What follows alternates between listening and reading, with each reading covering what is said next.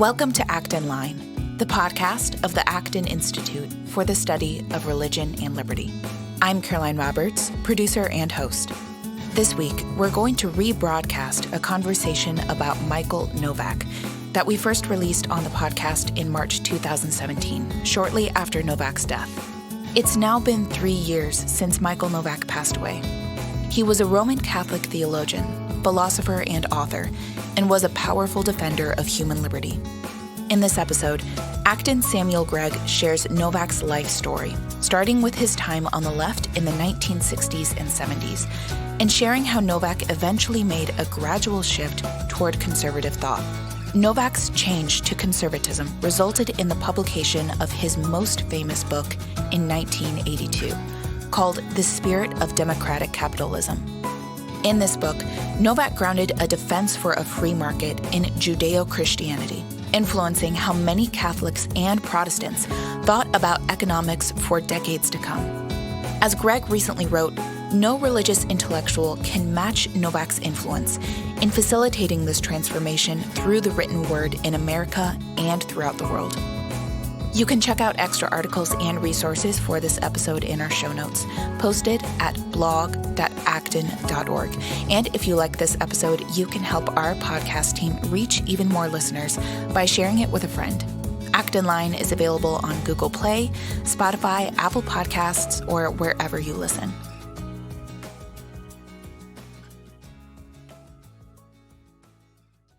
Well, it's a sort of a sad occasion that brings us together for Radio Free Acton today. It's always sad when a good friend and mentor passes away, and at the Acton Institute, we are experiencing that at this time with the passing of Michael Novak. If you don't know who Michael Novak is, we're going to tell you a little bit about him today, but the thumbnail sketch is he's a Roman Catholic author, theologian, scholar, philosopher, and just a great man of the 20th century. And he was a friend of the Acton Institute for a very long time, a mentor to our founder, Father Robert Sirico, who in his video tribute to Michael Novak actually said he was kind of like the grandfather of the Acton Institute. And with us today to talk about Michael Novak's life, his influence, his legacy, is Dr. Samuel Gregg, our Director of Research here at the Acton Institute. Sam, thanks for joining us today. Mark, it's always good to be with you. Well, let's talk a little bit about Michael Novak. I think most people, there's a good chance that there's a lot of people who don't really know who he is, what his influence was, and a lot of people who know him think of him as a man, sort of a conservative stalwart and scholar, a man of the right. But he did not start off that way intellectually. Back in the 1960s when he was getting his start as a writer, he actually spent some time covering the Second Vatican Council, wrote articles for the National Catholic Reporter. He ended up writing a book at the time of the council called The Open Church, and he was a man really of the left. Can you tell us a little bit about Novak's, when he started, what did it mean to be a man of the left in the church at that time, and why was he controversial? Well, I think it's true to say that to be a man of the left in the, let's say, early 1960s, especially for a Roman Catholic American at that time, what that basically meant was that you were more or less viewing the Democratic Party as your natural home.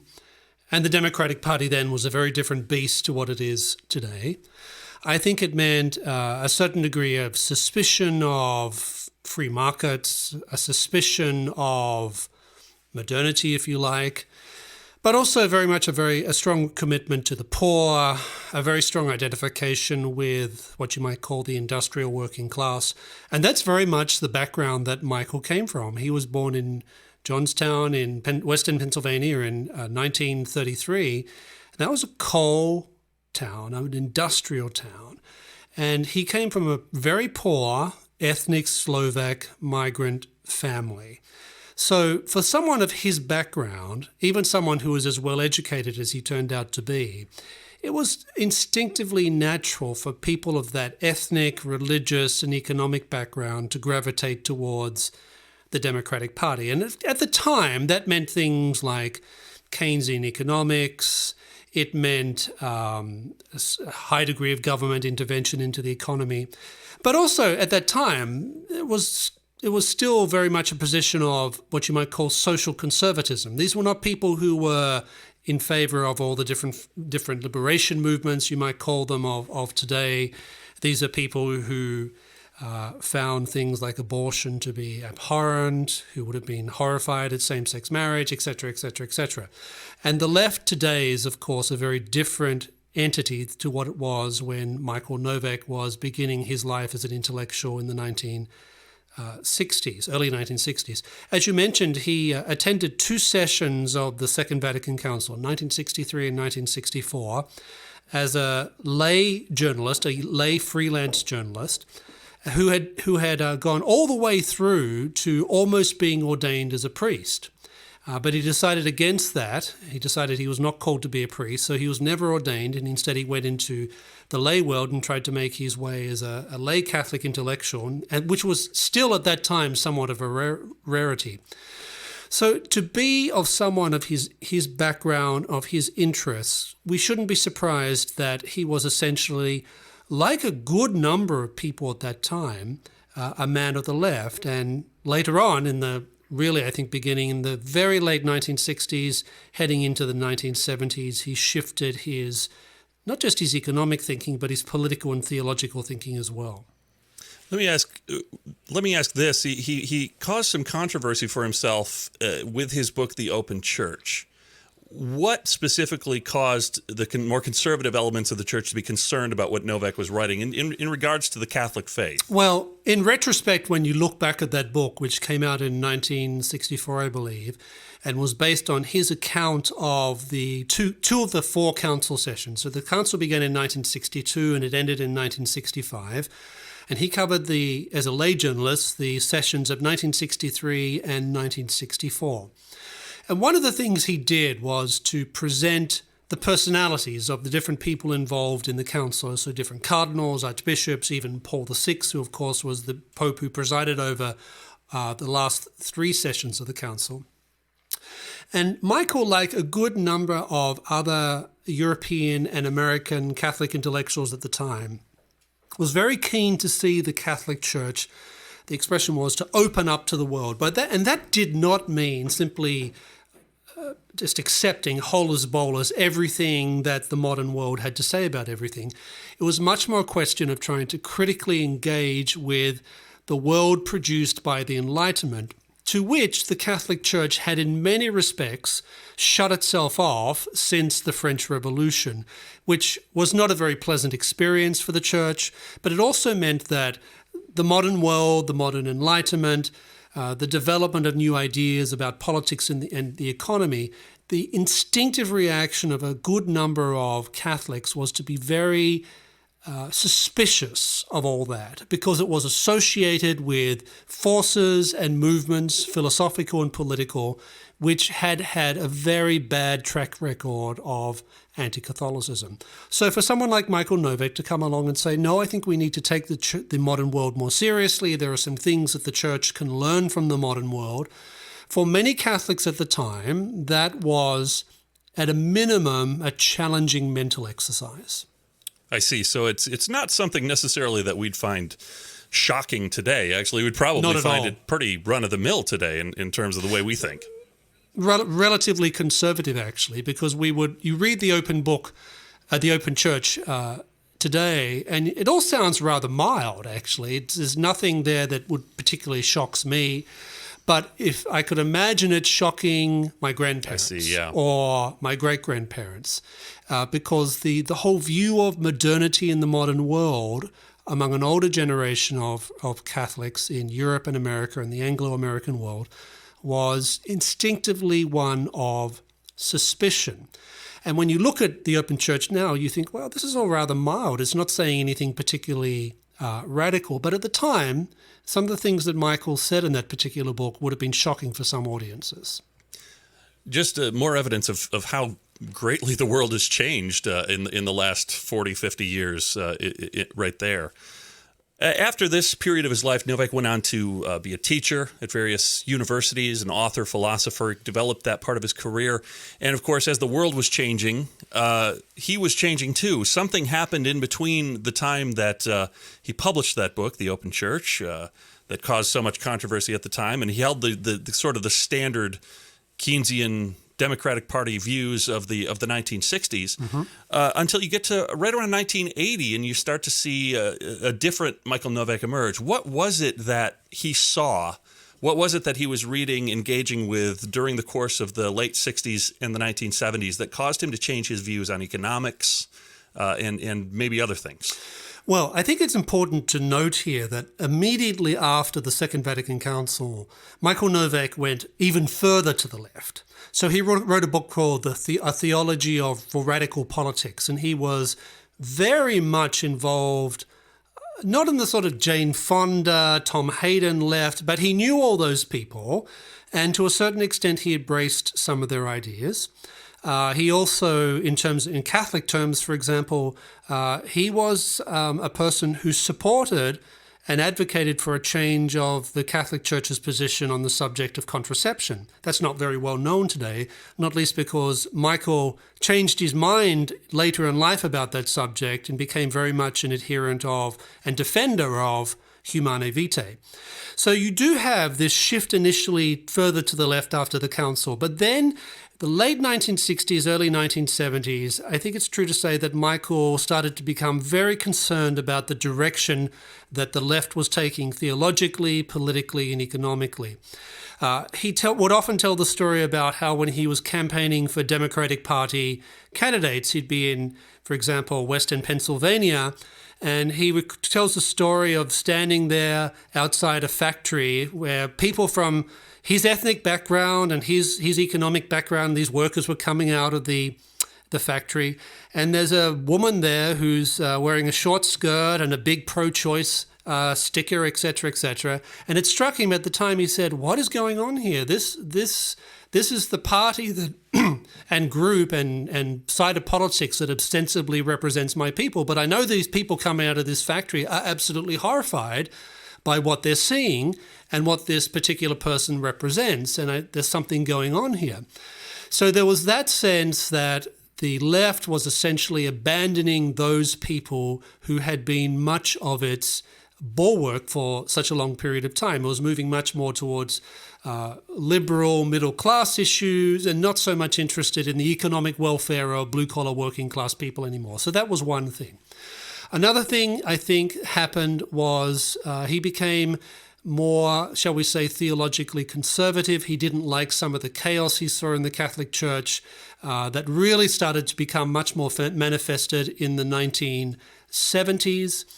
And also, I think, like many other people, well, some people, we should say, on the left at the time, in the 1970s, he started looking around and saying, well, Keynesianism doesn't seem to be working. We have high unemployment and high inflation. Those two things are not supposed to go together.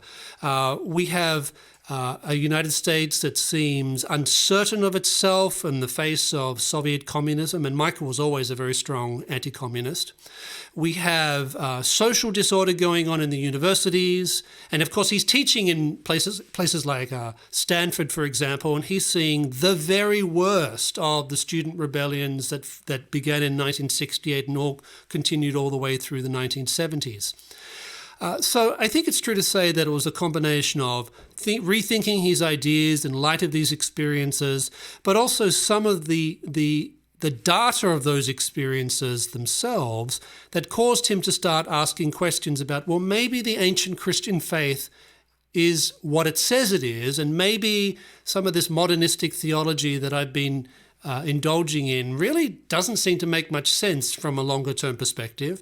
Maybe I need to also rethink my type of more or less generally social democratic view of how the economy works. And maybe I also need to ask some questions about what actually gets people out of poverty. He tells a story that I think it was in the mid-1970s when he first, quote-unquote, came out as an advocate of free markets. And he makes the point there that when he gave a paper at Notre Dame talking about this issue, when he went back to sit down after giving this paper where he said, look, basically I think capitalism works and social democracy doesn't, no one would talk to him. So he had basically violated one of those unspoken orthodoxies of the time. And this, I think, and other experiences shifted him towards a more open mind when it came to what you might call theologically orthodox positions, towards politically conservative positions, and economically free market positions. You noted his strong anti-communism, and I'd throw in as well back in 2012 when he was having a discussion with Father Robert Sirico at Acton University. One of the things he noted about his anti-communism was that in part it was rooted in the fact that he had relatives absolutely living behind the Iron Curtain and knew about the oppressive nature of those regimes. And so he had personal experience of it and wasn't going to fall for the utopianism of the left in that regard. Yes, his grandparents on both sides of the family came from Slovakia, which at the time wasn't even a country. It was part of the Austro-Hungarian Empire. And then after the First World War and up until 1993, Slovakia was part of Czechoslovakia. But he had relatives who had lived under fascism, who had lived under communist rule for very long periods of time. He regretted the fact that he did not speak Slovak. His parents did, but he said he would often talk about his parents when they needed to talk to each other about things they didn't want their children to understand. They would talk in what he called their secret language. And he realized later in life that they were actually speaking Slovak. When in the 1990s, after the fall of communism, I think this is when he started to reconnect with his Slovak ethnic heritage. And he must have gone there probably dozens of times from the early 1990s up until very, very recently. In fact, he set up a whole Free Society seminar in which he would bring Americans and Slovaks together to talk about Orthodox Christianity, free markets, capitalism, democracy, and a whole range of issues. So he spent quite a bit of time trying to basically bring many of the ideas that he had expressed most eloquently, perhaps in his magnum opus, The Spirit of Democratic Capitalism, back to, if you like, the land of his forefathers, because America had been very good to his family, had taken his family from poverty to relative affluence in a relatively short period of time.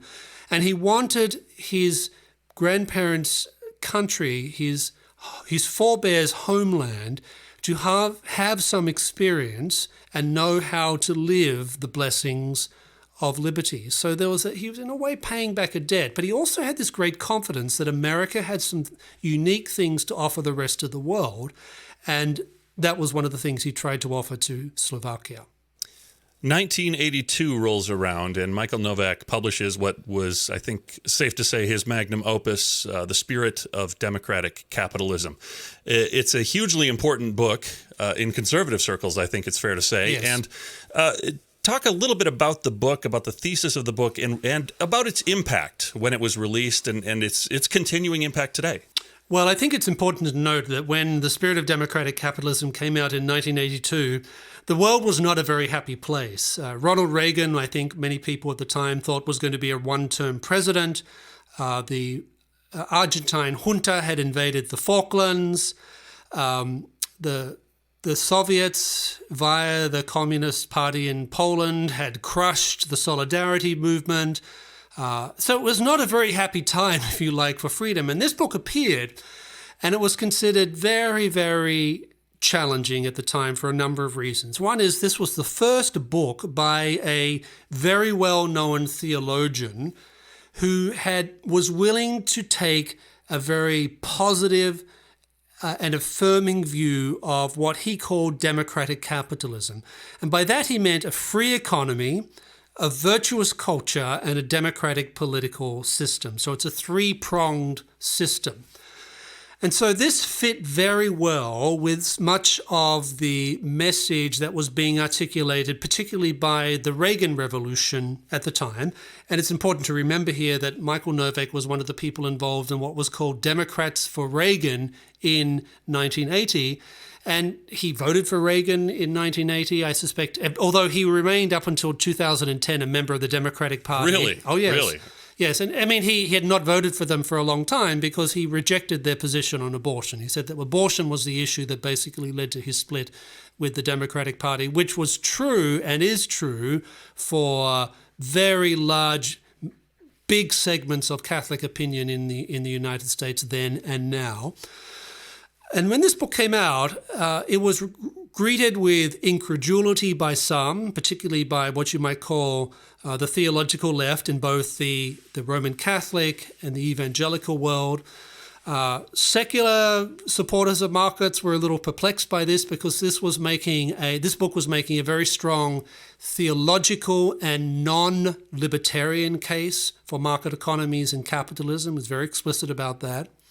And he was also critiquing what he would call the anti-capitalist traditions that existed within the broad Christian small c church, ranging from anything from distributism to corporatism to sort of various forms of Christian social democracy, etc., etc.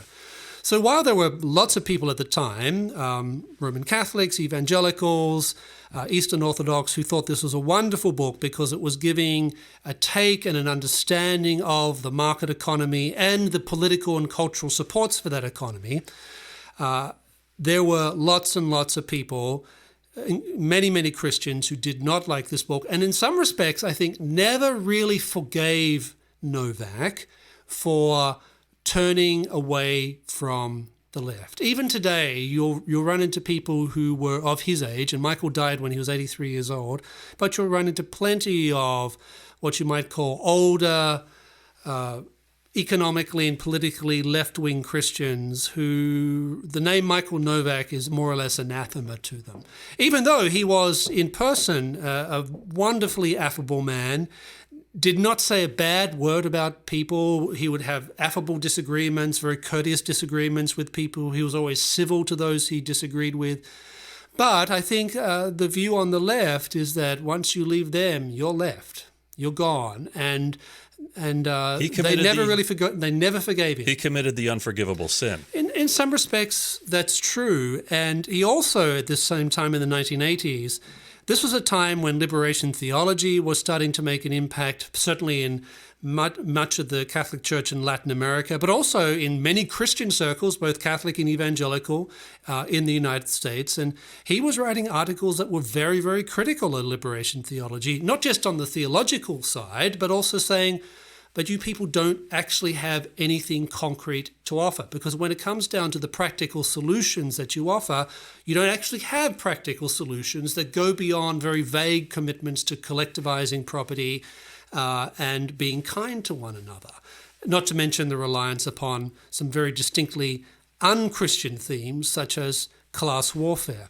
So this was, in the 1980s, I think, was a very tough intellectual time for Michael Novak and those Christians, both Roman Catholic and evangelical, who were trying to make a case for a revived orthodoxy, a commitment to market economies, and a positive view of the free society that went beyond the sort of standard libertarian arguments that many people had hitherto relied upon when it was coming to defending free markets. Novak's thought would go on to be quite important in the work of Pope John Paul II, especially when it came to the probably the encyclical that I, as one of the Protestant staffers here at the Acton Institute, have heard the name of more than any other, which would be Centesimus Annus of 1991, I believe. That's right. And when that encyclical came out, many people immediately noted that they detected the influence of aspects of Michael Novak's thought on particular parts of the encyclical. Now, strictly speaking, people who have contributed to encyclicals, the rule is you don't talk about it. That in the end, the document is signed off by the Pope. The document belongs to the Pope. It's not the drafter's document. But Michael did talk occasionally, and particularly in a little book he wrote towards the end of his life called Writing from Left to Right, in which he talks about how at this period in the lead up to this encyclical, Centesimus Annus, which literally means 100 years, and it was the 100th anniversary of Rerum Novarum. In this particular book, Michael talks about how he would be asked particular questions by particular Vatican officials when it came to things that might or might not go into the encyclical. So this is all very informal. Nothing is really written down in any detail. It's much more by way of conversation. But he says in his memoirs that some of the themes that he tried to convey to some of the officials who were in touch with him did end up turning up in aspects of the encyclical. And they would concern things like the affirmation of the entrepreneur and the particular view of human creativity that's taken in that encyclical, the generally positive vision of the market economy, but also, again, this three-legged stool of a free market, of robust culture of virtue, plus a democratic political order. And if you read the encyclical, so even just getting away from the more or less, I would call it mildly positive view of the free market that is articulated in that document, what you get is this emphasis upon you need these three things to go together. If you don't have a virtuous culture, markets in the democratic society are going to go bad. If you don't have a free economy and a market economy, that's going to have some negative economic implications. If you don't have a system of checks and balances, you're going to end up with some very nasty political problems. So that was very much core to what you might call the political vision that's articulated in that encyclical. And a great deal of that, I think, comes from some of the ideas that Michael Novak had expressed in the Spirit of Democratic Capitalism and in some subsequent writings to that. It was also during this time in the 1980s that Novak befriended a young seminarian at the Catholic University of America by the name of Robert Sirico. Yes, that's right. They met in the 1980s. Father Sirico, who was then a seminarian, was invited to spend time with Michael Novak, particularly at his house, where they would have these dinners where different people whose names are very well known today, names like Charles Krauthammer, etc., would come and have dinner. And Michael would say that, in retrospect, one of the things he was trying to do was to show some of the people who were coming to these dinners, by no means all were Catholic and not even Christian in many cases, that this was a seminarian who was intellectually serious, but also was taking economic matters very seriously. So that's where their particular connection began. Talk about his influence on the Acton Institute in general. The thought, Father Sirico, as I said earlier, thought of Novak perhaps as the grandfather of the Acton Institute. If he and Chris Maurin could be considered the fathers, Novak was the grandfather. Talk about his influence on Acton, and maybe a little bit, you knew him as well. Give us a little bit of personal insight into his influence on your thinking. Well, I think it's true to say that the book, The Spirit of Democratic Capitalism, precisely because it's a theologically ecumenical book. It's not a specifically Catholic book, it's an ecumenical book. It draws upon Roman Catholic, but also Eastern Orthodox and evangelical and Protestant thinkers, which is very much the model of what we have here at Acton today. And the book did emphasize that the market economy, you need a free market for a free society, but a free economy is not sufficient for a free society. You need that, but you also need a strong system of limited government, and you also need a particularly robust moral culture. And that's more or less the message I think that the Acton Institute articulates. So in that respect, the intellectual vision is very much informed by Michael Novak's theological and moral and economic case for the free economy. He also had other impacts, though. He introduced people to Acton's work. The Acton Institute has an annual award called the Novak Award, which is given to an up-and-coming scholar every year, and this has been going on since 2001, who best articulates some of the ideas and thoughts and vision that you find in much of Michael Novak's work. Michael regularly lectured for us on different occasions. Towards the end of his life, he became quite involved in Acton University, which is our three-day summer university that is held in Grand Rapids every year.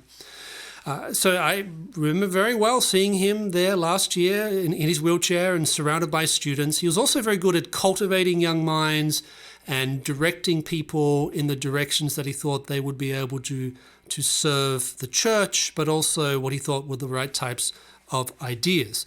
Another thing I would say about Novak in terms of his influence on me was I first met him, I think it was in 1994. I was just beginning my doctoral studies at Oxford, and I wanted to meet Michael Novak, who was, of course, in the United States, and I wanted to meet him and get to know him a little better because I had a suspicion that some of his ideas were very similar to some of the ideas that I had.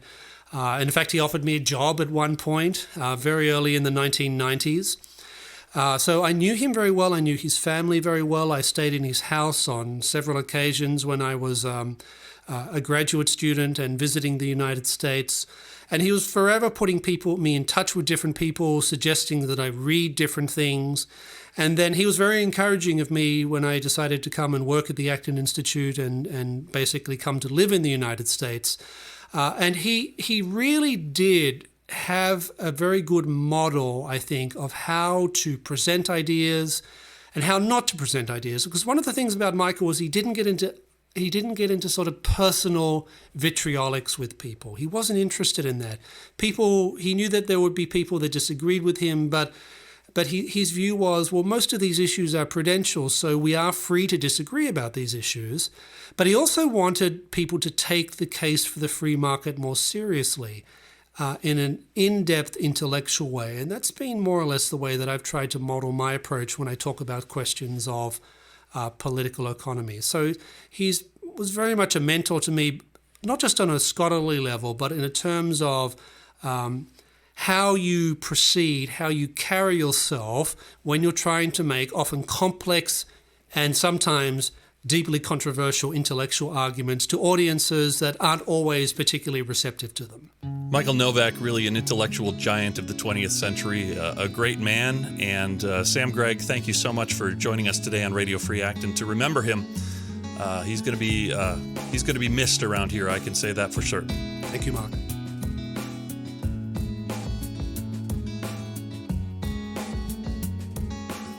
As always, thank you so much for listening today. Our podcast team loves putting this show together for you every week, and it's so encouraging to hear back from our listeners.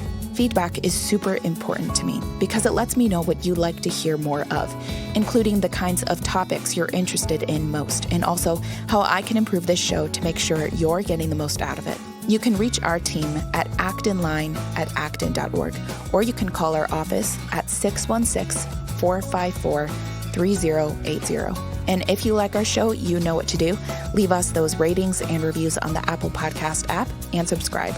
Acton Line is on YouTube, Google Play, Stitcher, or wherever you listen.